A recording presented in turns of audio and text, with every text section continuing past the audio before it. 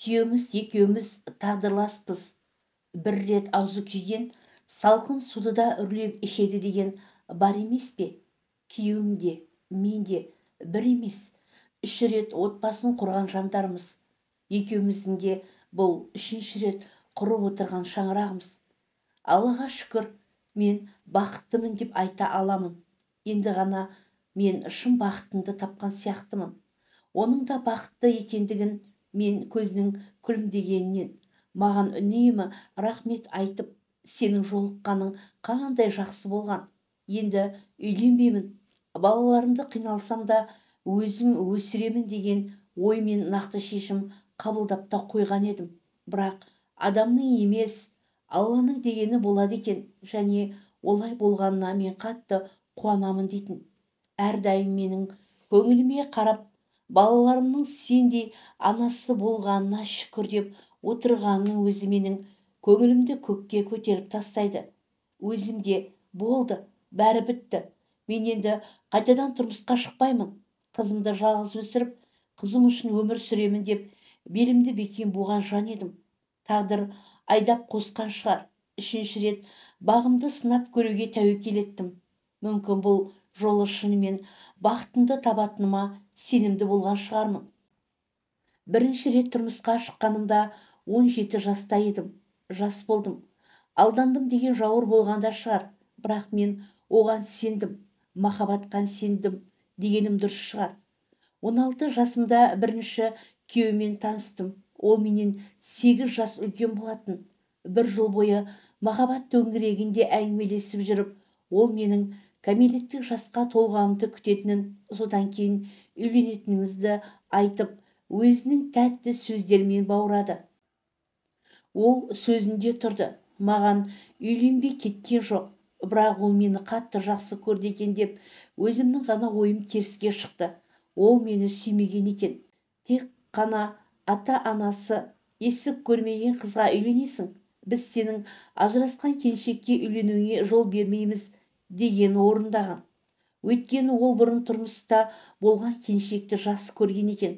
Соған үйленемін дегенде ата-анасы қарсылық білдіріп, ақ батасын бермейтін болған соң, мен секілді жас әрі аңғал қызды пайдаланып, үйленіп ажырасты деген атты алса, екеуміз тең боламыз деп ойлаған ғой. Екеуміз 1 жыл бойы бірге жүргенде ол маған жақындамайтын. Мен де оның барлығын кейін түсініп жатырмын. Үйленген соң ол маған тіпті суық қарайтын болды. Жаңадан үйленген жас жұбайлар секілді емеспіз. Бір-бірімізге бөтен адамдармыз, бірақ бір үйде тұрамыз. Некемізді қидырып, ерлі-зайыпты атанғанбыз. Мен сол үйдің келінімін деп барымды салып, зыр жүгіріп алдарында қызмет жасадым. Дегенмен күйеуімнің көңілін өзіме бұра алмадым. Содан да мен ол үйден кетпей жүрдім ғой. Күйеуім жаныма келіп жатпаса да, мен оны көріп жүргеніме, оның жары болғанына қуандым. Алғашқы неке түнінде келіннің пәктігін тексеретін, яғни жайманы көретін салт әлі де бар бір жақта. Абысындарым екеумізге төсек салып берді де бұйымтайын алды. Содан кейін амал жоқ, міндетін орындаған шығар күйеуім. Алғашқы неке түнімізде жанымда болды да, кейін түрлі сылтау айтып, мен ұйықтап қалғанда төсегіне келіп жататын болды. Солай 6 айдай бірге тұрып, ерлі-зайыптылар секілді бір-бірімізге үздігіп тұрмайтын болдық. Бір күні күйеуімнің барлық сыры әшкере болды. Ол маған өзі айтып берді. Үйленгенімізге 6 ай болған еді. Өзі де әрең шыдап жүрген екен. Менің үйден кетуімді сұрады. Сенің намысың жоқ па? Мен туралы менің сүйіктімнің бар екенін білдің ғой. Енді неге кетпей жүрсің? Менен не күтіп жүрсің? Бір күні болмаса, бір күні көңілі маған ауар деп ойламай-ақ қой. Жақсылықпен бұл үйден кет, ұрмай соқпай тұрғанда. Басыңның аманында жайшылықпен кет. Ата-анаңа мінезіміз тура келмеді.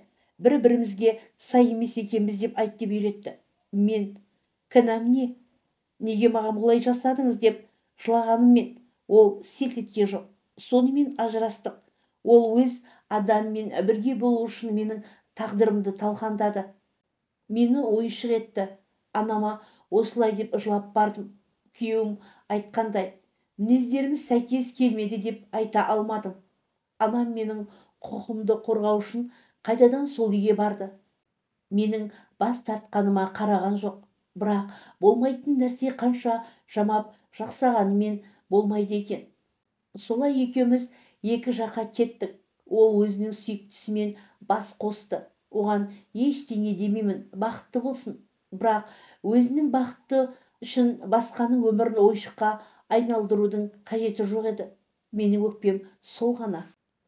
Содан кейін төркінімде жүргенде мені бір мазасыз сезім басты. Оны күйеуіммен ажырасқанның себебі ғой деп ойлап жүрсем, аяғым ауыр екен. Бір түрлі сезімді бастан кештім. Әрине, ана атанатыма қуандым, бірақ бала әкесіз ғой.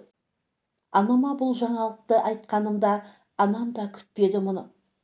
Алдырып таста дейін десем, шарананың обалынан қорқам. Өзіңнің де денсаулығыңды ойлаймын. Бұдан кейін сәби сүйе алмай қалсаң, өмір бойы өзімді жазғырып өтермін. Не болса да көрер жарығы бар бала шығар. Босанып ал. Өзім қараймын. Некесіз емес қой. Қайтеміз енді. Басқа салғанда көнеміз, деді анам. 9 ай 9 күн өтіп, мен қыз баланы дүниеге әкелдім. Қызыма анам қарап, өзімнің қызым етіп асырап аламын деп еді, мен оған келіспедім. Қызымды бауырымнан алғым келмеді. 2 жыл бойы еміздім. Қатты жақсы көрдім. Аналық бақыттың жанында қалған дүниенің қызығы алдамшы екен ғой. Анам енді тұрмысқа шық, қызың кішкентай кезде тез бауыр басып кетеді. Маған бермей тұрсын ғой. Әйтпесе өзім бағып қағар едім деген сөздерді айтатын болды. Сөйтіп анам қайта әлі жассың, тұрмысқа шығуың керек. Мына елдің өсегінен құтыламын десең, некелі жарың болуы керек. Әйтпесе сені көшеде жүргізбей қояды адамдар. Маған да ондай өсек қажет емес, деп екі жағымнан кезек шығып насихатын айта берген соң келістім. Екінші күйеуім 10 жыл оттасқан, жарынан бала болмаған соң ажырасқан екен. Сондықтан ол кісі бір баласы бар келіншек аламын деген талап қойған. Бұрын соңды бала сүймеген, тұрмысқа шықпаған қыздар емес, бір баласы бар келіншек іздеген көрінеді. Өзімнен бала болса қуанышымда шек болмайды. Егер болмай жатса, оның баласын өз баламдай қабылдауға дайынмын деген соң, бұл кісі де нағыз мені іздеген азамат екен деп оған тұрмысқа шықтым. Бірақ оны мен көп тұра алмадым. Себебі ол менің қызымды шеттете бастады. Өзіне бала болмай жатып, қызымды түтпектей бастаса, онда бұл неке ұзаққа бармайды деп ұқтым. Ол қызыңды анаңа апарып таста, екеуміз ғана жаңа үйленген жұбайлар секілді өмір сүрейік дей берді. Ал қызым жанымда болмаса, мен мұнда не істеймін? Бастапқы кезде келісімім мұндай болмаған еді ғой. Қызыңды өз қызымдай қабылдаймын деген соң мен сеніп едім.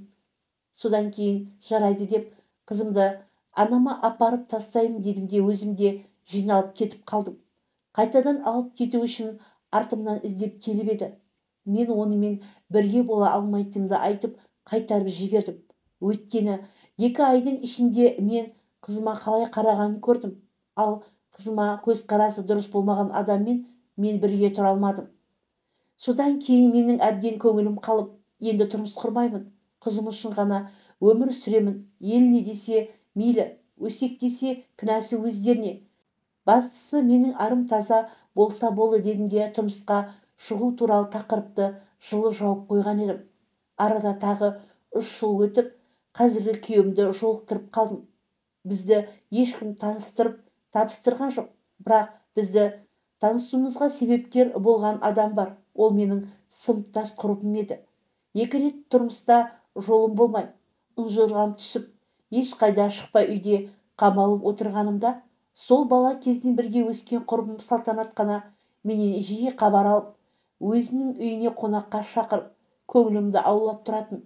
Ол құрбым да өкінішке орай күйеуімен ажырасып кеткен.